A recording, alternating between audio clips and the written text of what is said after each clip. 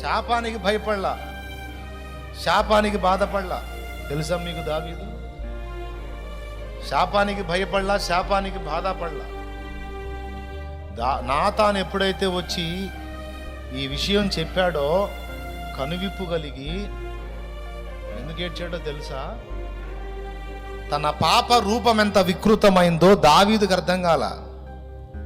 నాతాను దైవజనుడు వచ్చి చూపించాడు, శాప రూపాన్ని కాదు, తానెంత పాపం చేశాడు ఆ పాప రూపాన్ని చూపించాడు. అప్పుడు గుండె పగిలిపోయింది దావీదుకి. దేవా, నా చిత్తానుసారమైన మనస్సు గలవాడని నువ్వు ప్రశంసించి పలికిన నీ దావీదేనా వీడు? నీ దావీదేనా, నీ ప్రియమైన దావీదేనా ఇంత దుర్మార్గం చేసింది? దేవా,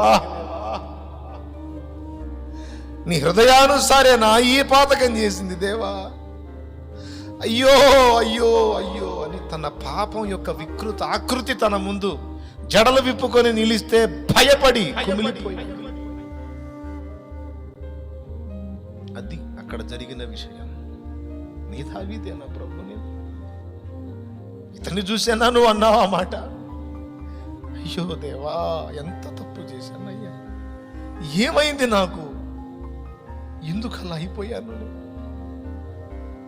అప్పుడు పరిగెత్తుకుండా పోయి పట్టుకున్నాడు దేవుని పాదం.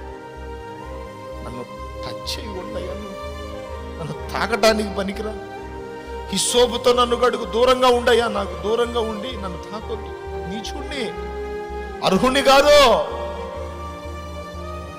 నీ చేత్తో దుర్మార్గుడైన దావీదుని, నీ చిత్తానుసారి అయిన దావీదును కాదు, దుర్మార్గుడైన దావీదును దేవా.